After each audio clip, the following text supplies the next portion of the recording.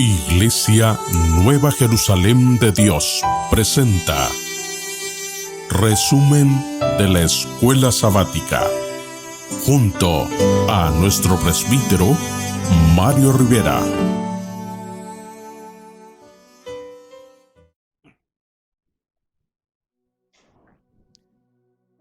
Una vez más, damos gracias a nuestro Dios porque me da el privilegio, para mí es una bendición, de que cada semana, haciendo un pequeño resumen de la lección que nos corresponde al sábado siguiente.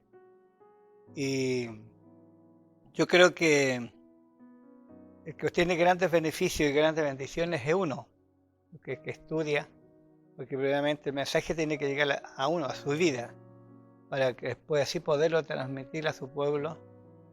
Y cada uno toma una parte porque Dios sabe cuál es la necesidad de cada uno, pero siempre Él tiene una palabra de vida, una palabra de esperanza y de bendición para todos nosotros. Y quiero en estos momentos acudir a nuestro Padre para pedir su ayuda y su dirección. Como siempre digo, sin Él no somos nada. Si no pedimos que Él nos dirija, somos como el pin que resuena, es decir, no tenemos ningún valor.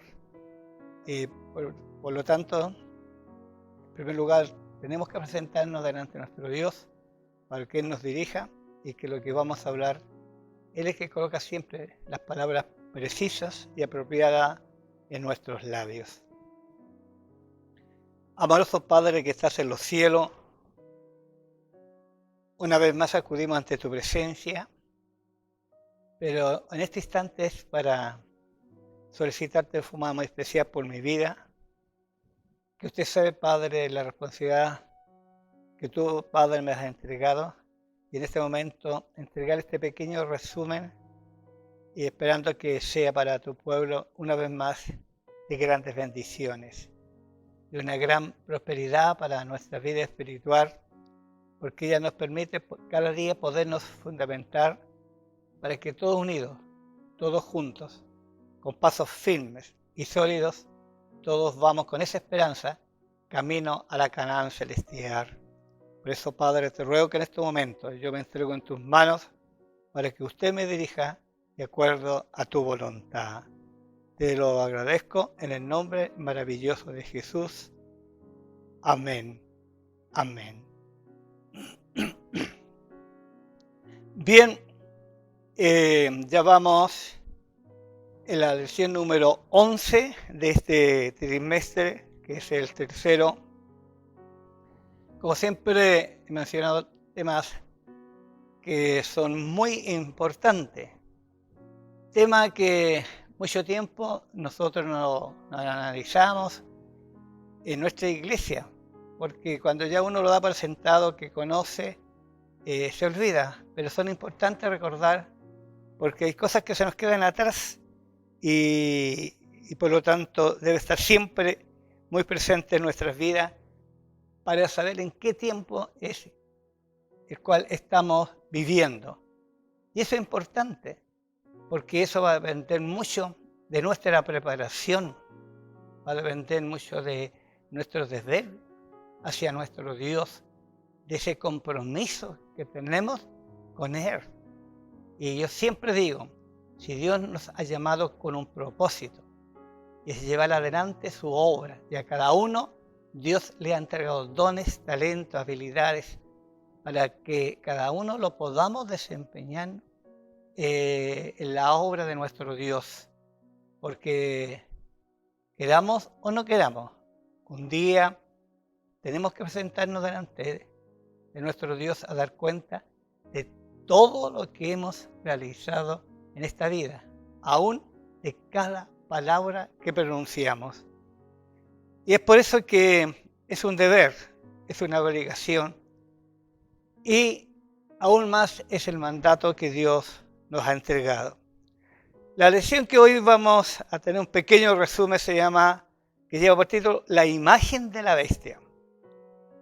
Hemos venido hablando del capítulo 12 que lo hemos analizado completo y vamos en el 13, pero ya pasamos su primera parte porque ya estamos en la segunda parte del capítulo 13, lo que ya hemos venido estudiando nosotros acerca de qué, de la furia del dragón y la bestia.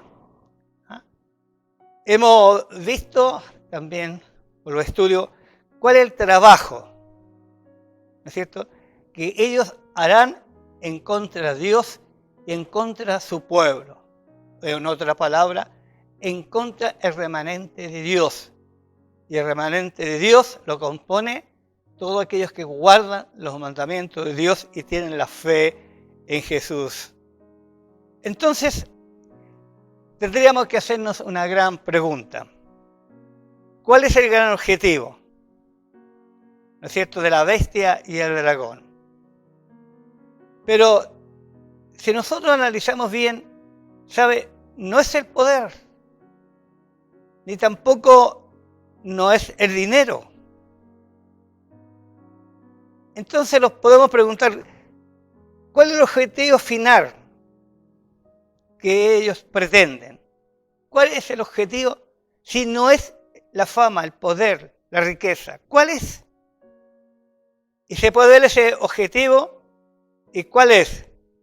El objetivo de ellos es llevar a todos los habitantes de la tierra, a todos los moradores de la tierra, ¿a qué? A que adoren a la bestia y a qué más, y a su imagen.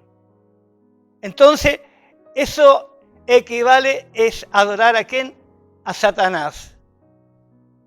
Ese gran objetivo de él, todos los habitantes de quién, de la tierra. ¿Adorar a quién?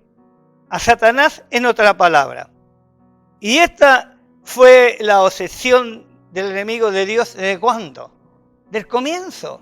Satanás desde el comienzo, él siempre quiso ser semejante a Dios para que también le pudieran adorar.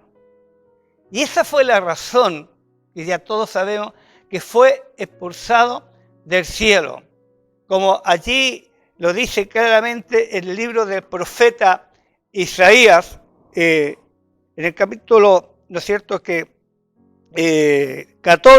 capítulo 14, y vamos a ver el versículo 12, que dice, ¿cómo caíste del cielo, oh lucero de la mañana? Cortado fuiste por tierra, tú que debilitabas a las naciones. Y voy a saltar al 14.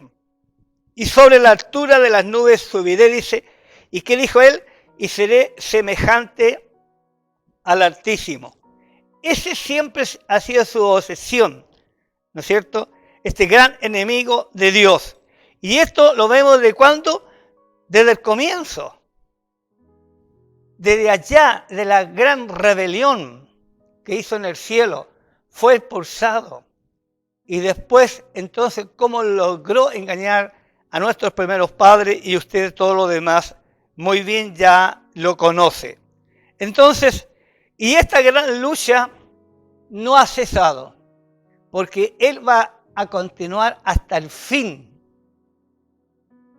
Recuerden lo que decía Apocalipsis 12:12. ¡Ay de los moradores de la tierra! Porque Satanás ha descendido con gran ira. ¿Y qué declara? Sabiendo que poco tiempo le queda que obrar. Y se fue en aquel entonces, en la Edad Media, ¿no es cierto?, cómo persiguió a nuestros hermanos, pero ahora sigue su lucha porque fue derribado, pero no se da por vencido. Y podemos ver entonces en el verso 17 que ahora fue a ser, ¿qué ahora? A luchar contra el resto de la simiente de ella. ¿Y quiénes? Los que guardan los mandamientos de Dios. Entonces, aquí vamos a ver, y vamos a nosotros ver, ¿a quién hay que adorar? Esa es la pregunta. ¿A quién nosotros vamos a adorar? Y Este sería, ¿no es cierto?, la gran cuestión referente a la adoración. ¿A quién? ¿A quién entonces hay que adorar? Este es el punto decisivo de los acontecimientos final de este gran conflicto. ¿A quién vamos a adorar?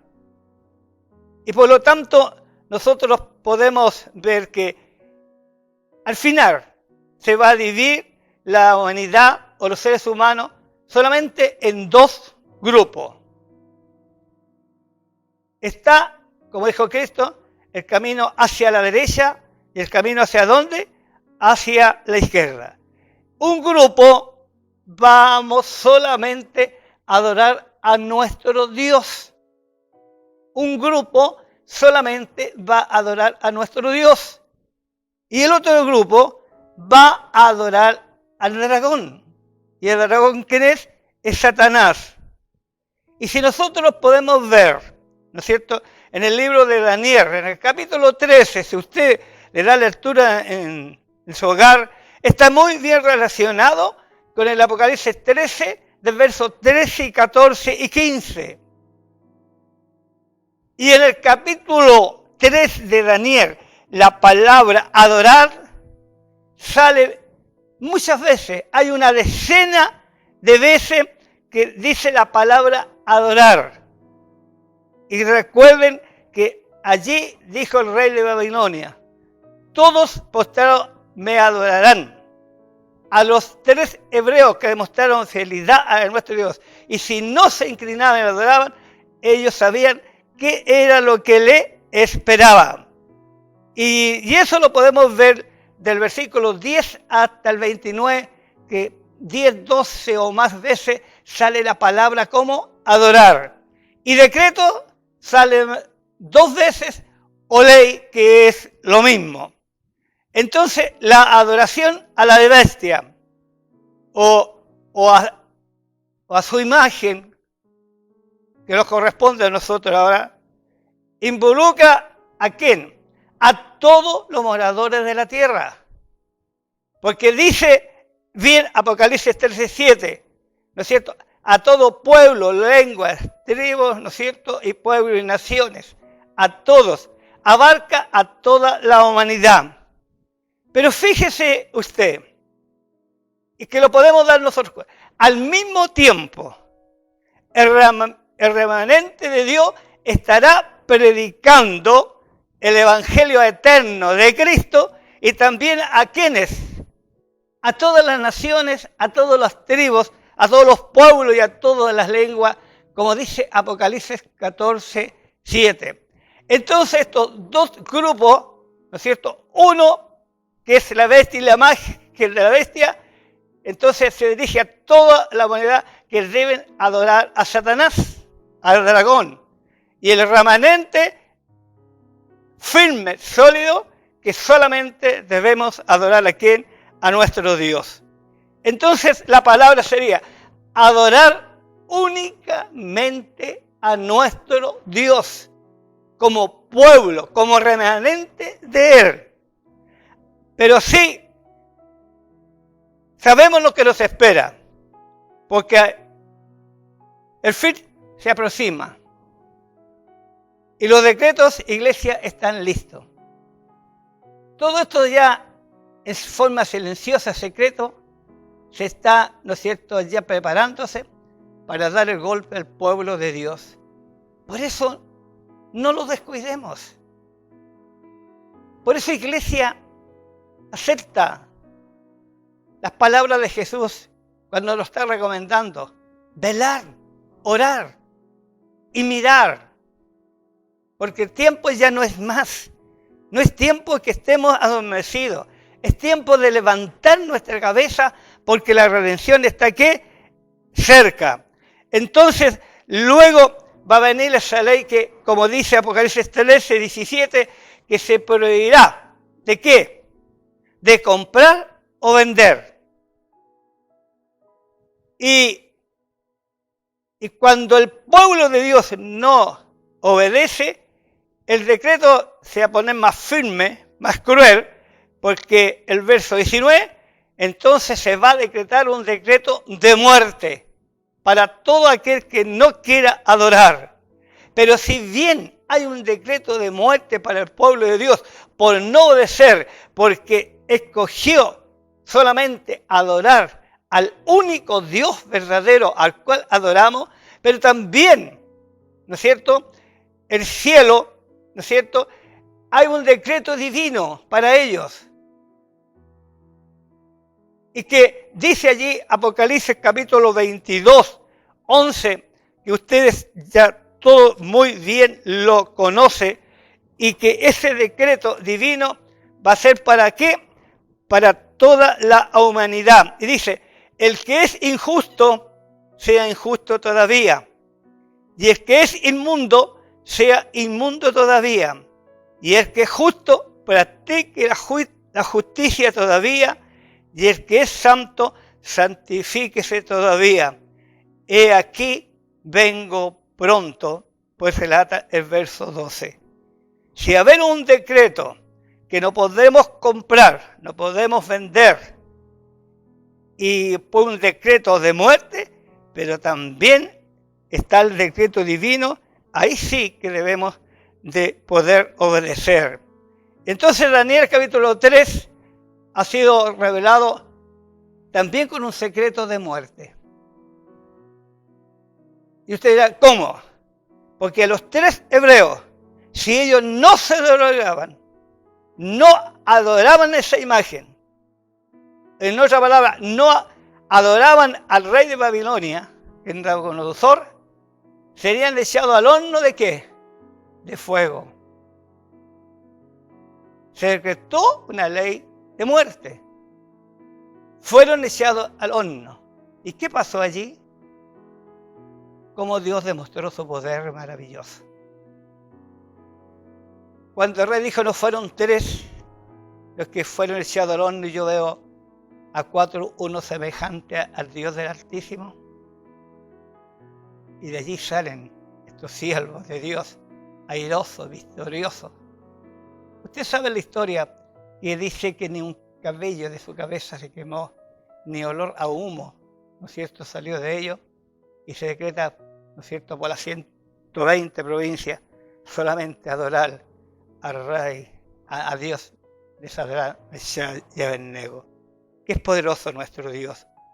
Entonces, ese destino que nos espera a todos nosotros, los verdaderos adoradores de Dios.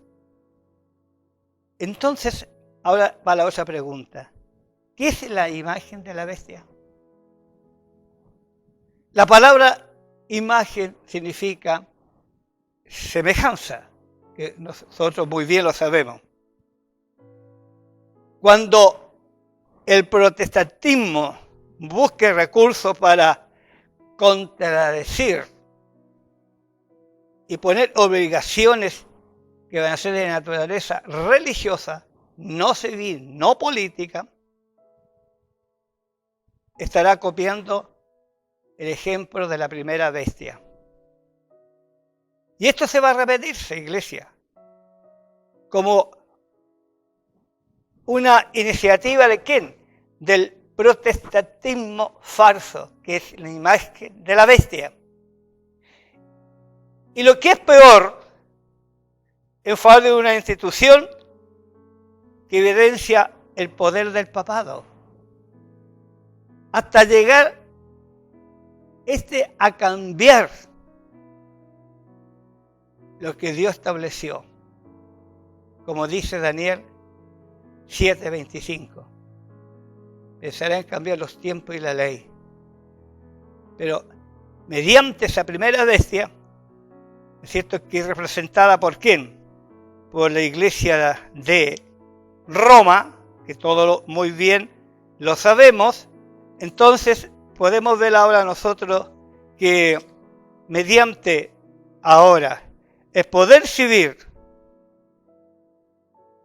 con autoridad para castigar ¿a quién? Al remanente o la iglesia verdadera, la imagen de la bestia representada y que representa la organización religiosa que está investida de este poder similar como el al principio.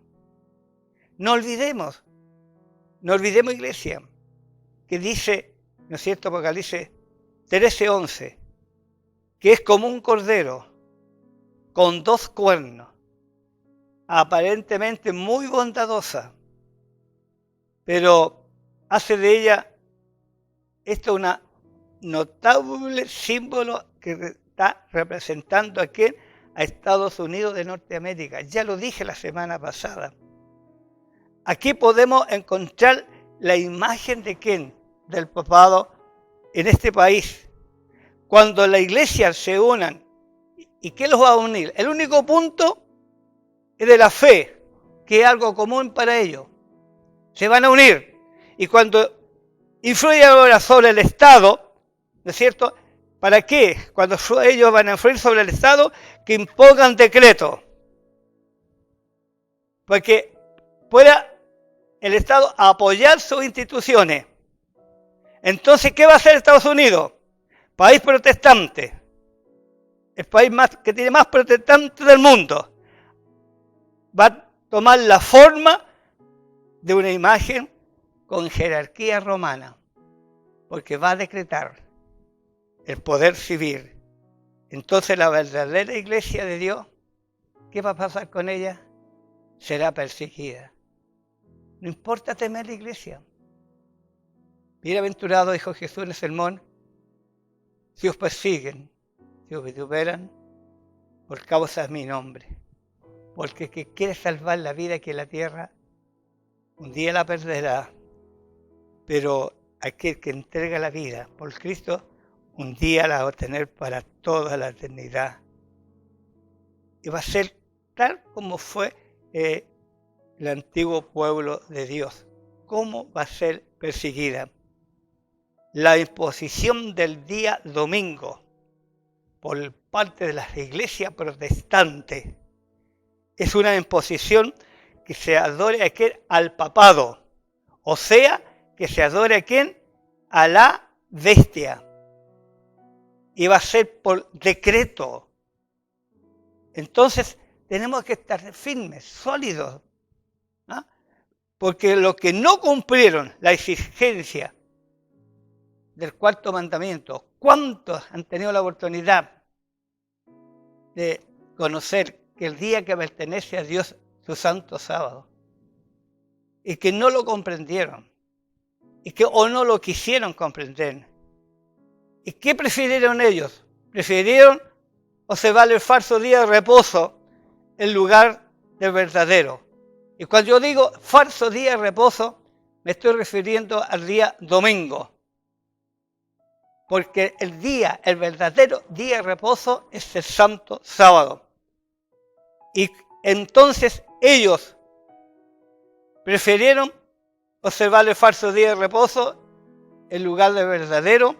Y así, ¿qué está haciendo la iglesia protestante? Rendiendo homenaje ¿a quién? A aquel poder. Quizás inconscientemente y muchos conscientemente.